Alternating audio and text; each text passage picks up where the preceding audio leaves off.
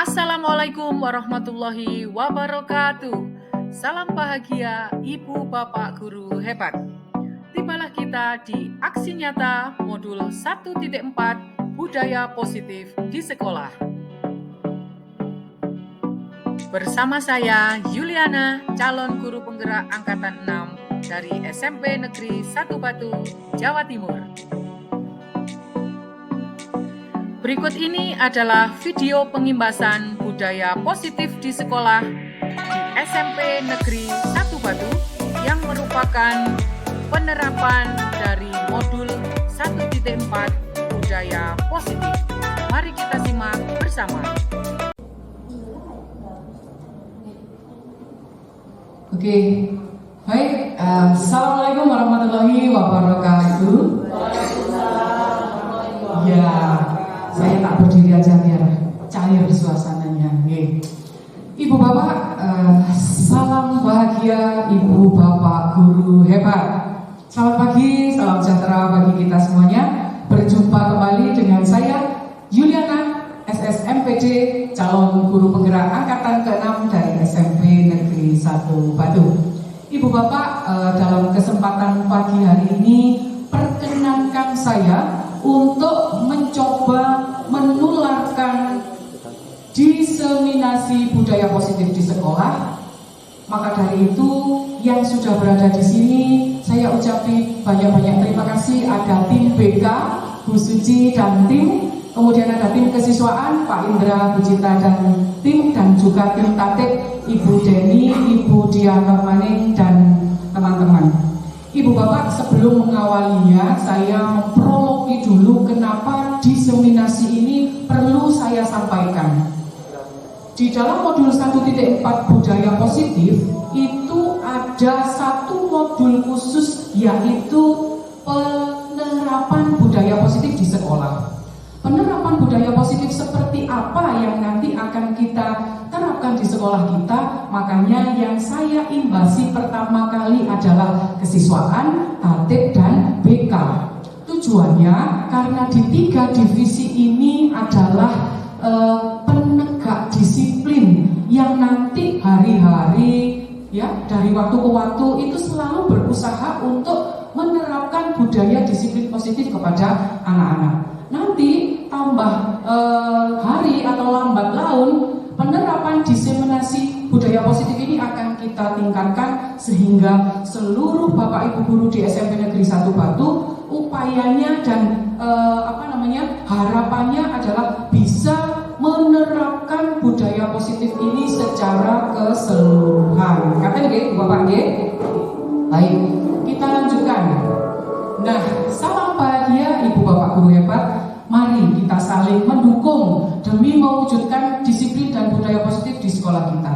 Karena mokal atau tidak mungkin kalau ini kita wujudkan sendiri, maka harus hand in hand dan bergotong royong saling mendukung. Nah, Ibu Bapak, konsep utama modul yang akan saya imbaskan pada kesempatan pagi ini ada 6 poin, yaitu yang pertama adalah disiplin positif yang dilandasi oleh nilai-nilai kebajikan universal.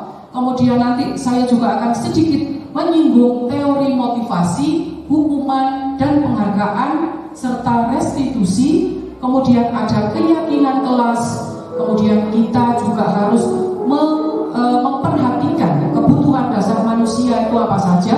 Kemudian nanti praktek segitiga restitusinya seperti apa dengan 5 posisi kontrol guru dalam penerapan budaya positif di sekolah.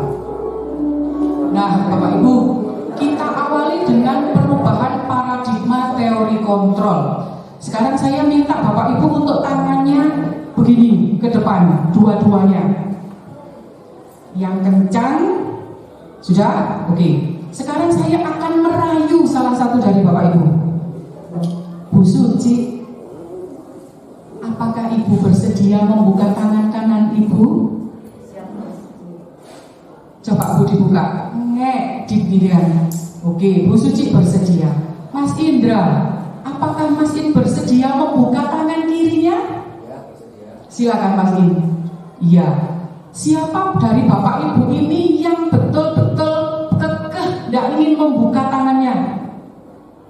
Coba saya paksa sekarang. Dani, buka tangannya, dua-duanya.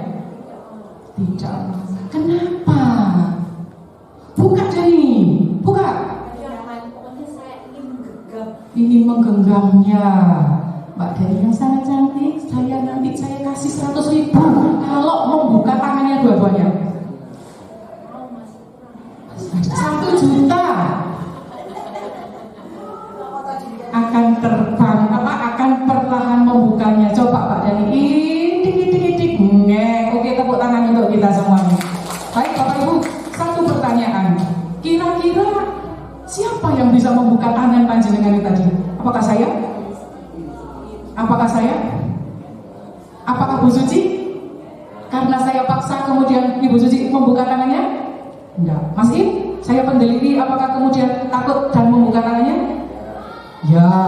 Mbak Jenny karena ada ribet, gara-gara dikei duit, jadi membuka tangannya pelan-pelan sambil tersenyum oleh duit. Nah, Ibu Bapak, satu hal yang harus kita cermati sebelum kita menerapkan budaya di sekolah, budaya positif di sekolah adalah paradigma pergeseran teori kontrol. Okay? Siapa sebetulnya yang bisa mengontrol diri kita dan anak-anak kita untuk menumbuhkan budaya disiplin?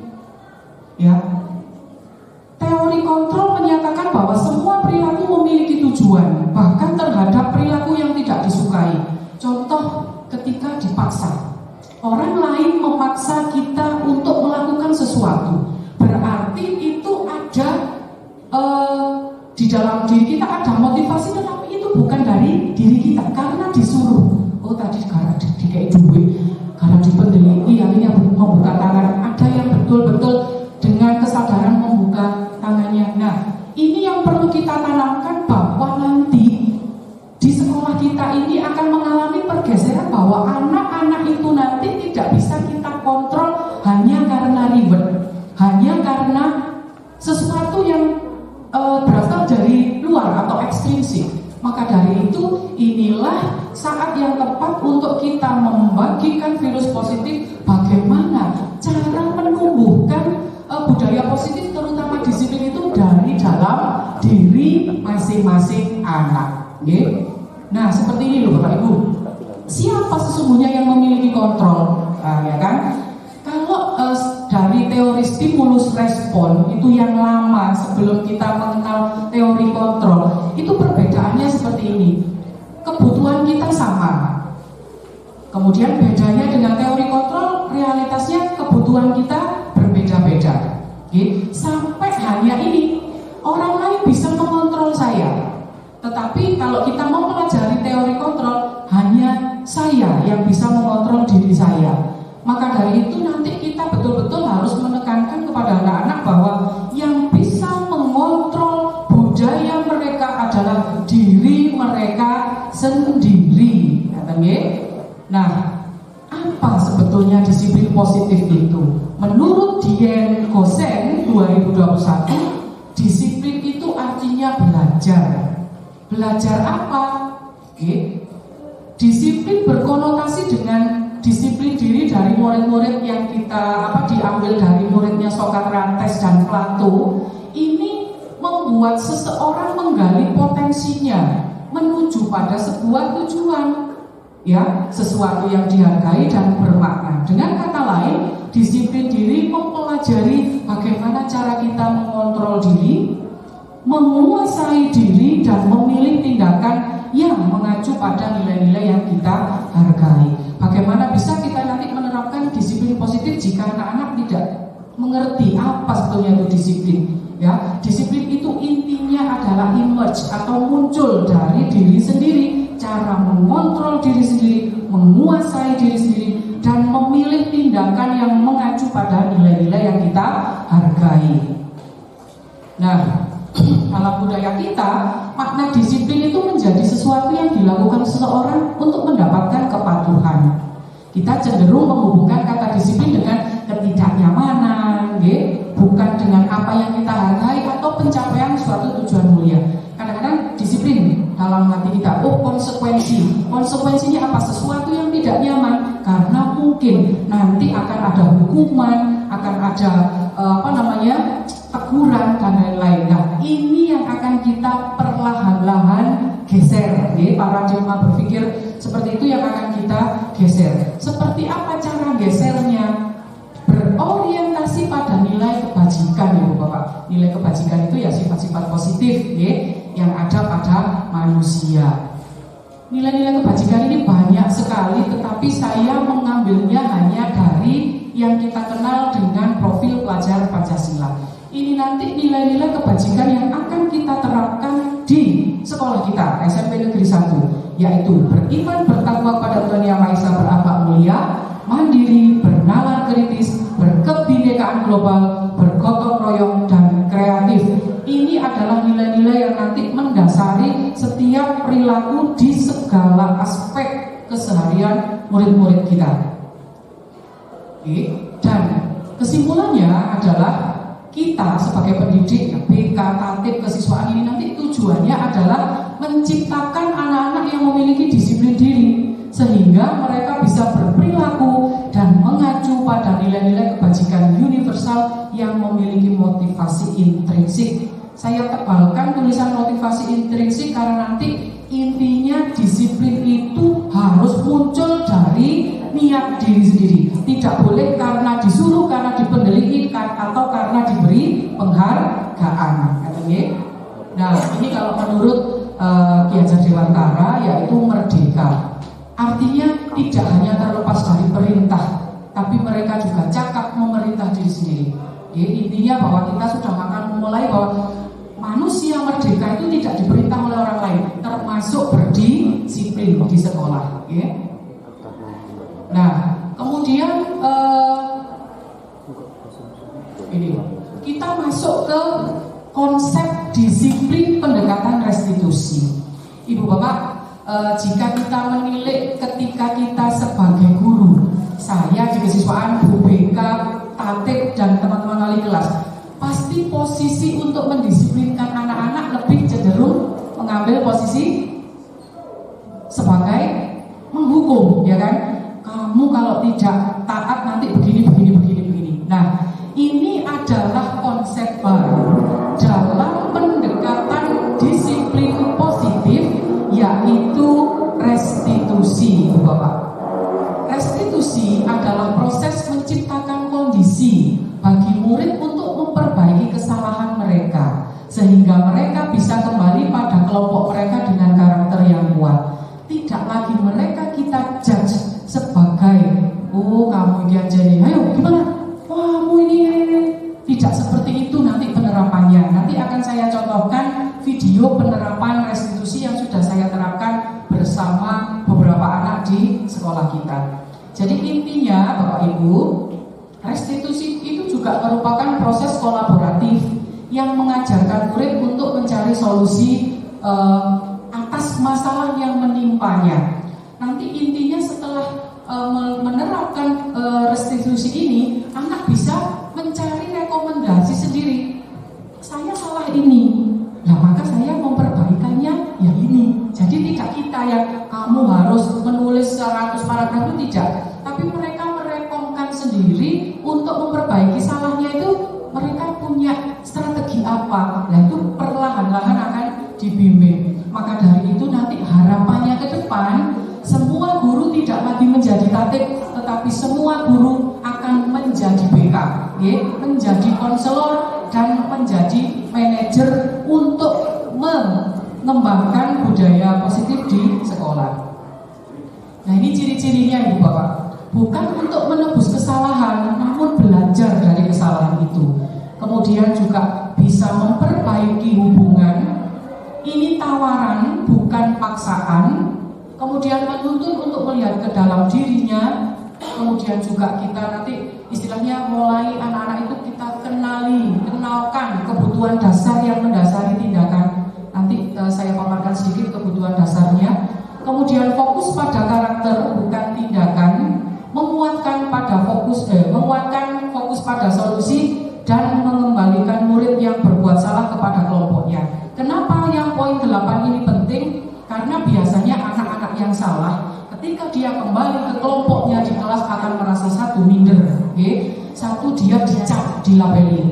Duh aku kok biar karena saya sudah dicap sebagai pelanggar peraturan, pelanggar disiplin. Maka ini kita kuatkan, harus kita kembalikan kepercayaan diri, sehingga anak yang melanggar ini nanti bisa kembali pede masuk ke kelompok kelasnya tanpa takut saya akan dibully di kelas atau saya tidak akan ditemani lagi di kelas, begitu ya. Jadi intinya restitusi ini betul-betul menguatkan pribadi yang merasa bersalah sehingga dia kembali ke kelompoknya dengan rasa yang percaya dirinya kembali lagi, gitu ya. Nah, sebelum ke sana, sebelum ke restitusi, itu diperlukan satu akar yang kuat, yaitu keyakinan kelas. Okay. Keyakinan kelas ini disepakati oleh satu kelas itu. Okay. Contoh pertanyaan pematiknya seperti ini. Mengapa kita memiliki peraturan tentang penggunaan helm pada saat mengendarai motor? Mengapa, Bu? Ya, demi keselamatan. Yang pertama itu kalau yang muncul adalah kesadaran. Tapi kalau yang istilahnya hanya untuk pendisiplinan, maka akan menjawab supaya tidak ditilang atau tidak ditangkap oleh Pak Polisi. Nah, istilahnya apa? Pengertian dari kenapa peraturan dibuat dan nanti implementasinya di suatu lingkungan seperti apa, itu saya kira di dalam masyarakat atau bahkan di anak-anak di kelas itu masih pada tataran wedi dihukum, nah seperti itu loh, wedi dihukum tanpa menyadari poin yang penting, yaitu kalau pakai helm berarti ya cek selamat kan begitu. Mengapa kita memiliki peraturan tentang penggunaan masker dan mencuci tangan? Pasti kalau anak-anak supaya tidak dihukum, supaya tidak dikena paten, kena sanksi. Nah itu yang masih sangat dangkal. Maka dari itu disiplin-disiplin seperti ini harus kita mulai kenalkan kepada anak-anak untuk mereka itu mengerti bahwasannya melakukan disiplin itu tidak hanya untuk menghindari hukuman, gitu. Nah, keyakinan kelas itu adalah nilai-nilai keselamatan atau kesehatan dari sebegitu banyaknya kebajikan universal yang sudah disepakati. Nah, pembentukan keyakinan kelas di sekolah tadi di sesi pertama ditanyakan seperti apa keyakinan kelas itu nanti jika diterapkan di sekolah, gitu ya. Seperti ini Bapak Ibu. Jadi bersifat abstrak daripada peraturan, keyakinan kelas itu berupa pernyataan-pernyataan yang disepakati oleh semua warga kelas. Contoh, ya tidak boleh membuang sampah di kelas. 2. Menghargai ibu bapak guru yang mengajar di kelas. Mengumpulkan tugas tepat waktu untuk semua mata pelajaran. Nah, itu harus disepakati di kelas tersebut, gitu ya. Ini mekanismenya atau prosedur pembentukannya seperti apa? Harus menampung masukan dari murid. Jadi tidak gurunya yang membuat, tetapi ini kesepakatan kelas itu ditampung dari buah pikir atau ide gagasan dari anak-anak yang kemudian disepakati. Tidak usah banyak-banyak, tetapi semua kelas itu mengingat, mungkin 10 gitu ya untuk awalan. Nah, kemudian harus disepakati. Ada dokumen untuk menyepakati bahwa wali kelas atau guru itu sudah sepakat. Kita sepakati ini ya, untuk betul-betul sebagai dasar kita tidak melakukan pelanggaran disiplin, gitu. Nah, ini Bapak Ibu yang perlu kita kenalkan pada anak-anak, bahwa anak-anak kita ini memiliki kebutuhan dasar. Kebutuhan dasar yang harus kita penuhi di sekolah. Yang pertama bertahan hidup, kemudian kasih sayang, rasa diterima, penguasaan, ini tergantung kebutuhan pengakuan atas kemampuan. Biasanya kalau di tataran guru mata pelajaran, kebutuhan ini yang sering diabaikan, yaitu ketika kita tidak memenuhi kebutuhan anak-anak untuk betul-betul menguasai materi yang kita berikan. Sambil lalu saja ya sudahlah, pokoknya melok sekolah ya wis, nah begitu saja ya. Kemudian mereka juga punya kebutuhan kebebasan akan pilihan dan kesenangan. 5 kebutuhan dasar manusia ini Bapak Ibu adalah sebagai nanti kita memutuskan penanganan disiplin seperti apa? Oh, memang karena mungkin anak ini kurang kesenangan di sekolah, kurang bebas, kurang penguasaan, atau mungkin kurang kasih sayang. Nah, ini selama ini kan yang punya datanya BK ya, yang sampai mendalam seperti diagnostik itu kan BK yang memiliki. Maka dari itu sekarang dengan adanya modul budaya positif di di guru penggerak ini, nanti kami menularkan sehingga semua guru punya akses untuk melihat atau mengamati 5 kebutuhan dasar anak-anak yang belum terpenuhi di sekolah, gitu ya. Nah, Bapak Ibu, kalau kita memahami konsep 5 kebutuhan dasar, ini intinya adalah ini ya. Kita dapat membimbing murid menemukan solusi atas permasalahannya sendiri. Ketika seorang murid melakukan suatu perbuatan yang bertentangan dengan nilai kebajikan atau melanggar, sebetulnya dikarenakan mereka itu gagal memenuhi kebutuhan dasar. Jadi ketika terjadi pelanggaran, sang murid kita ini ternyata dia mengalami kegagalan, Bapak Ibu. Kegagalan memenuhi ini, salah satu dari ini, sehingga mereka terindikasi melakukan suatu tindakan indisipliner. Mungkin mereka gagal memenuhi kebutuhan kebebasan, kesenangan, penguasaan, kasih sayang, bahkan survivalnya.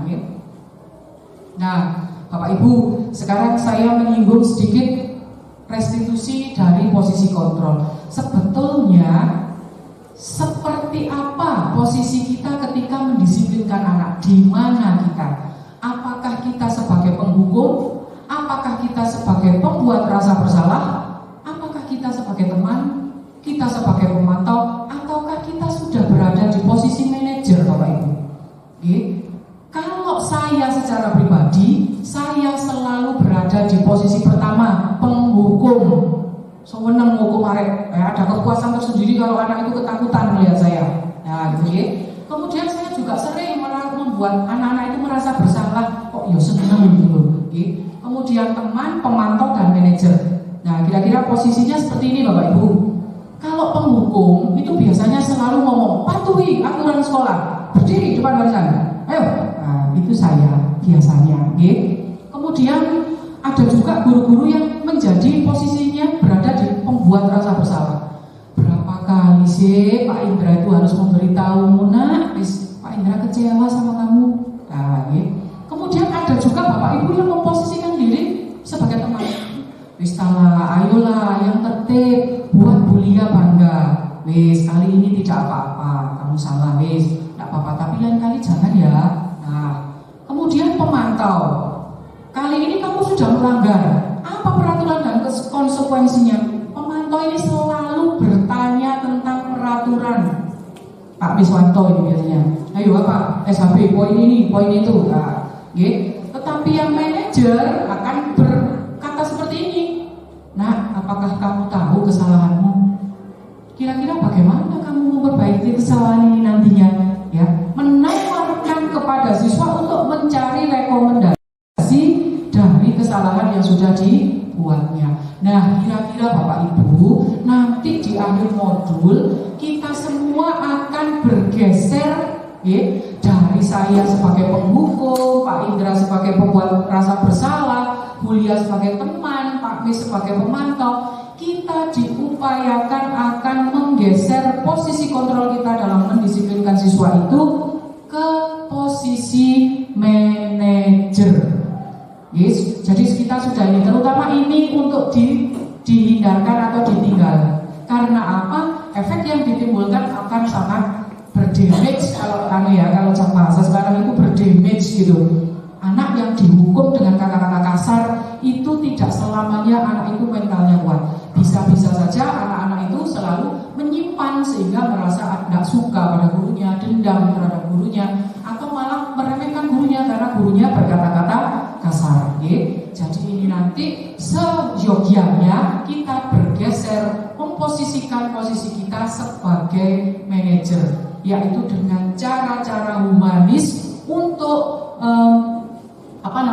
merestitusi tindakan indisipliner dari siswa-siswa kita, gitu ya. ini Bapak Ibu segitiga restitusi yang nanti akan kita terapkan. Jadi Bapak Ibu semuanya nanti harus bisa menerapkan segitiga restitusi ketika menjumpai anak-anak pelanggaran. Ini terutama kesiswaan, tatip, BK, wali kelas. Jadi apa pertama yang harus dilaksanakan? Yaitu menstabilkan identitas.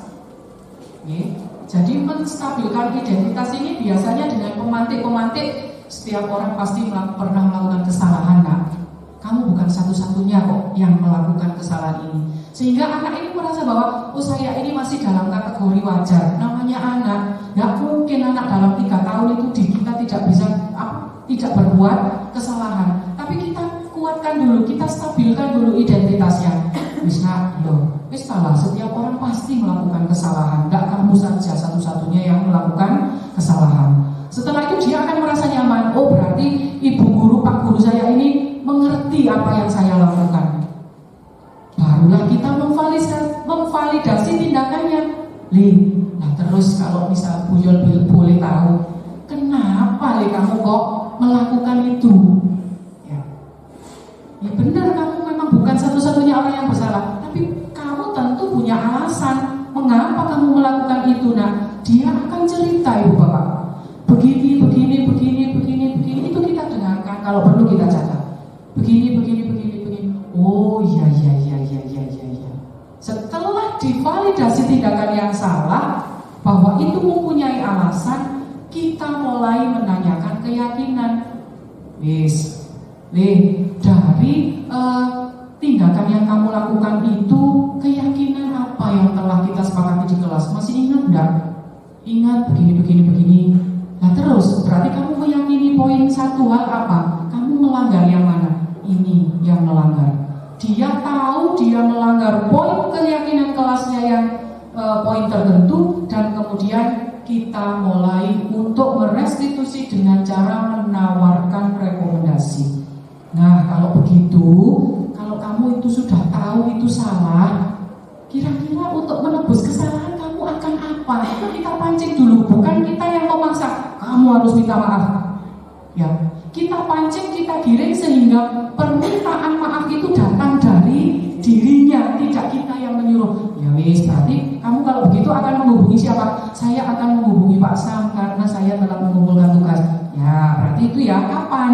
Kita tanya, kapan kamu akan menghubungi Pak Sam untuk meminta maaf? Misalnya, nanti siang, Mel. Oke, nanti setelah itu saya akan konfirmasi ke Pak Sam ya, apakah sudah kamu minta maaf? Iya, itu yang menawarkan kita, bukan kita yang memaksa. Jadi dia tahu alur untuk menebus kesalahan itu yang pertama apa, kemudian apa, sampai tindakan yang mungkin terberat harus berurusan dengan tatib. Maka dia kita kenalkan dengan konsekuensi. Kalau sudah melanggar SHB, konsekuensimu seperti apa? Tetapi tetap dengan bahasa-bahasa yang humanis, Bapak Ibu. Jadi intinya adalah kita stabilkan dulu anak itu, tidak kita judge bahwa ini anjani arek wis blegedes, tidak begitu. Terus kemudian setelah distabilkan, divalidasi. Kenapa kamu kok melakukannya, nak? Nah, setelah tahu kesalahannya apa, poin mana dari keyakinan kelas yang kamu langgar? Rekomendasinya apa? Supaya kamu memperbaiki keyakinan kelas yang kamu langgar ini, kamu punya ide enggak? Punya gagasan enggak untuk memperbaikinya? Nah, itu muncul dari dirinya sendiri, digali pikirannya untuk menebus kesalahannya, bukan kita yang memaksa untuk anak itu menebus kesalahannya.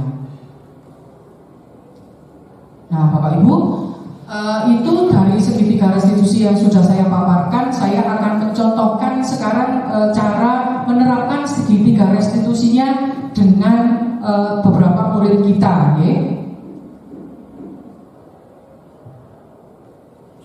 Nah,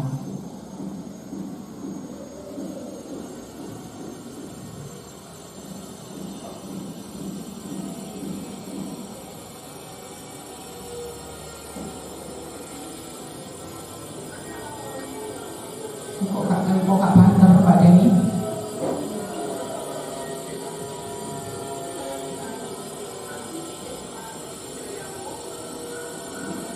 Audio input.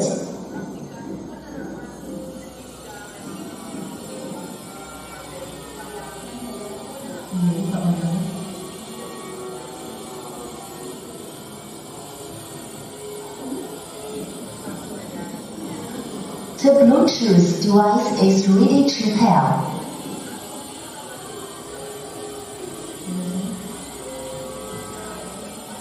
Ya, intinya seperti ini Bapak Ibu ya. Video yang sudah saya tampilkan ini nggak bisa menunggu suaranya.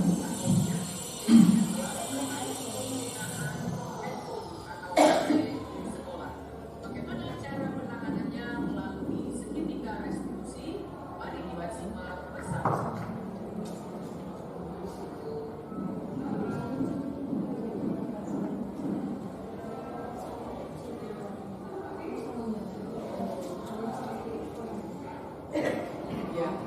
Nah, itu di video ya, terlihat bahwa anaknya saya panggil, kemudian mulai menampilkan yang pertama tadi yaitu memvalidasi identitas. Ya.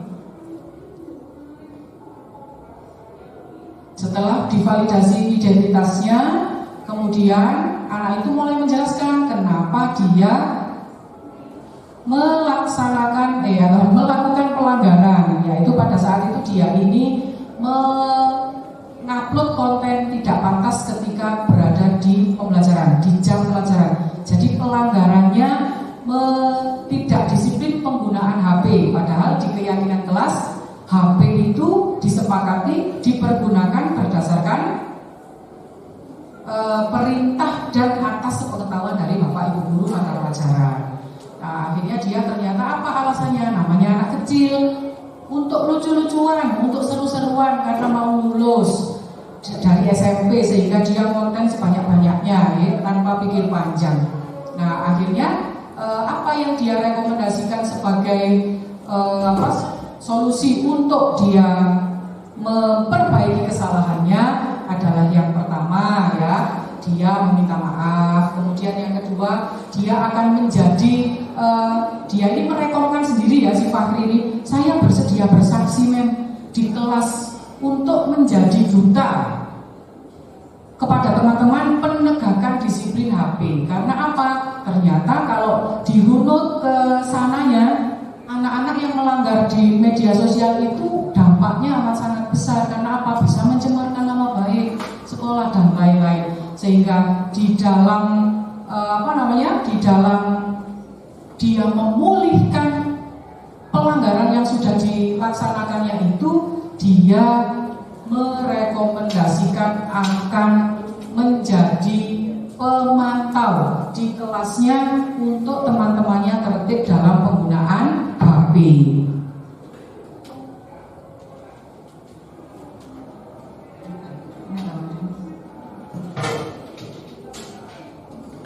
Audio input.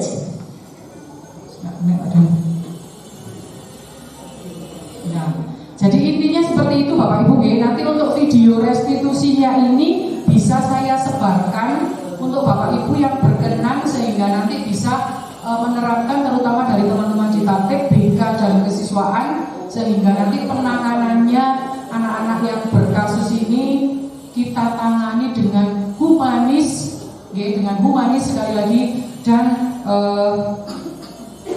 muncul perbaikannya dari diri sendiri, motivasi, bukan karena penghargaan, bukan karena pujian, dan bukan karena hukuman. Itu Bapak Ibu yang bisa saya sampaikan pada kesempatan pagi hari ini. Terima kasih sudah bersedia untuk mendengarkan penularan dari modul budaya positif di modul 1.4.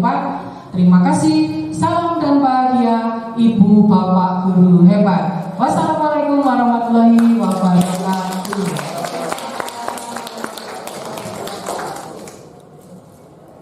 Sudah Mas In? Nah, demikian tadi video pengimbasan dari budaya positif di sekolah yang diselenggarakan di SMP Negeri 1 Batu. Terima kasih, semoga bermanfaat. Salam bahagia Ibu Bapak Guru hebat.